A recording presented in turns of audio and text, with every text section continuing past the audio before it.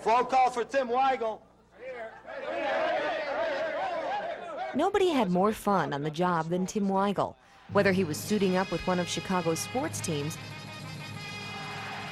or trying to get through a report despite the obstacles, he made sports reporting look effortless. Tell the guys in this locker room right now, there goes my championship jacket. The main man who made the champagne flow is Bo. He was a reporter, first and foremost. Then he was a fan. Then he was, for a relatively unattractive human being, I mean, you know, instead of misshapen face, he wasn't a pretty boy, somehow worked on TV. That's a package that doesn't come along often. Tim was the captain of the Yale football team his freshman year and had hopes of becoming a history teacher when he graduated in 1968. But in 1971, Ray Sons hired him to be a writer for the Chicago Daily News covering college sports. And the rest, as they say, is history. See, I knew him before he was even on TV.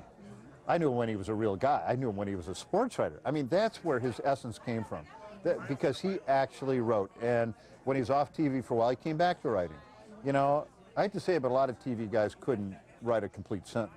There's no greater feeling than taking a few licks in the cage on the first day of spring training. The bat felt like a sledgehammer, but what a sweet feeling to get the fat part of the lumber on the ball. Of course, there were plenty of swings and misses, but then there was the one that could have been, might have been, and was a home run. Holy cow. Tim just played by the rule of, if I like somebody's work, I walk up to him and say, "Hi, my name's Tim Weigel," which is like someone walking up to you saying, "Hi, I'm the Vice President of the United States." You're like, "No, blank, I know you're Tim Weigel." So Tim walked up to me at the Billy Goat one night and said, "I'd like to introduce myself. My name is Tim Weigel. Big fan of your column." My column had been, you know, in existence for all of about 4 days by then. Wow. And I just thought that was the coolest thing in the world because, like everybody else in Chicago, I grew up watching him and reading him in his first version as a print journalist. Personally, I've never had much trouble with my superiors. Yeah, I got fired at Channel 5 by Lee Hanna, but just to show you that there are no hard feelings, I still keep Lee Hanna's picture right here on my desk. Tonight, the big game, Blackhawks against the Toronto Maple...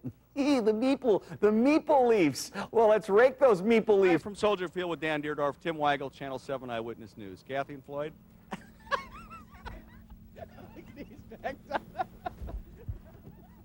My apologies. It was at Channel 7 where Tim's idea of making fun of athletes really caught on. Weigel Wieners put bloopers on the map, showing the human side of sports icons and co-workers. You want to? Yeah, I'm having a bad hair day. Brad Power, your pizza's ready. How big were you when you were born? About 13 to 14 pounds. My goodness, what happened to your mother? She dropped me on the doorstep. Yeah, let's stop somewhere for a drink. Where'd you get this cigar? We're live now. We're live. See you. It's right on right there. Mike Dicker, eat your heart out.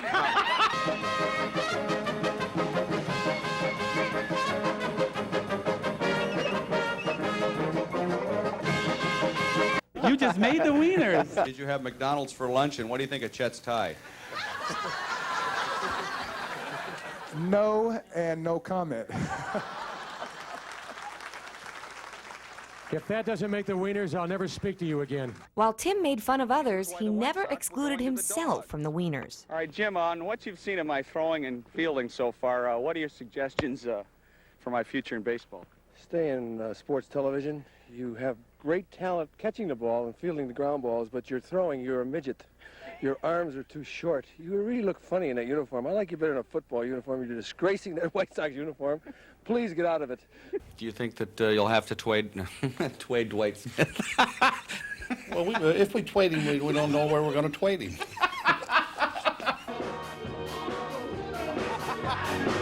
It's not really me. It's somebody who looks like me.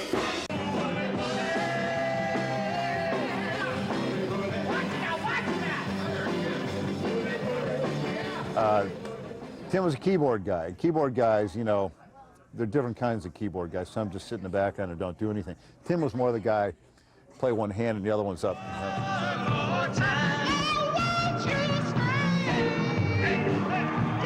But what made him the happiest, whether he was covering the Olympics or the neighborhood roller derby team, was to be able to laugh with the fans, no matter how bad their jokes were. The difference between Billy Graham and the Bears. One has a prayer, one does not. That's beautiful. I'll leave you with that. Thank you. See, now that's the kind of thing Tim actually would have laughed at. No. He was the only one who would have found that funny. And he would have said, I love this guy. Green Bay Bill, have a seat. Yeah. Have a seat, join the And next party. thing you know, we'd be at some jazz club with that guy and Tim. So as you can see, Sunday's Bear Cowboy game is pretty much for the birds as far as Londoners are concerned, but then you knew that was coming, didn't you? With the Bears in London, Tim Weigel, Channel 7 Eyewitness News. Did he do anything on top of my head? We've had so many laughs, and we've seen so many people and so many performances we'll never forget. And it is an eerie feeling to leave a place that has given us so much happiness the past 3 weeks. Yet, as much as I love Sarajevo and its people, I can still feel lonely in a crowd here. But tomorrow night, I won't feel lonely anymore because I'll be back home with all of you. Back home where I belong. Tim Weigel, Channel 7 Eyewitness News at the Winter Olympics. Tim had the goods, and I think that's what made him, without argument, the best sportscaster in the history of Chicago.